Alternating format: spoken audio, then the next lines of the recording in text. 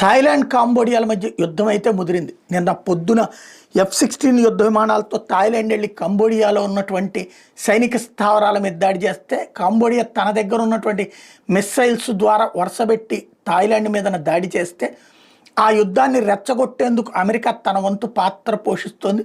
F-16 యుద్ధ విమానాలకి clearance ఇచ్చింది, అట్లాగే మిగతా యుద్ధానికి కూడా క్లియరెన్స్ ఇచ్చింది.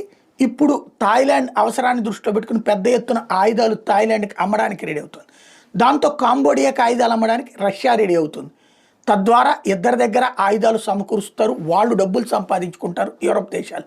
ఎట్ ద సేమ్ టైం వీళ్ళిద్దరూ యుద్ధం చేసుకుని కొట్టుకోవాలి. వాస్తవంగా ఇద్దరు రెండు దేశాల యొక్క పాలకులకి యుద్ధం ఇష్టం లేదు. ఎందుకంటే యుద్ధం జరిగితే నష్టం అనివార్యం, ఆ నష్టాన్ని రికవర్ చేయడానికి అంత ఆర్థిక స్తోమత లేదు. ప్లస్ యుద్ధం జరుగుతున్నప్పుడు టూరిస్టులు ఉండరు. ఇప్పుడు థాయిలాండ్ కంబోడియాలకి విపరీతమైన టూరిజం ఉంటుంది.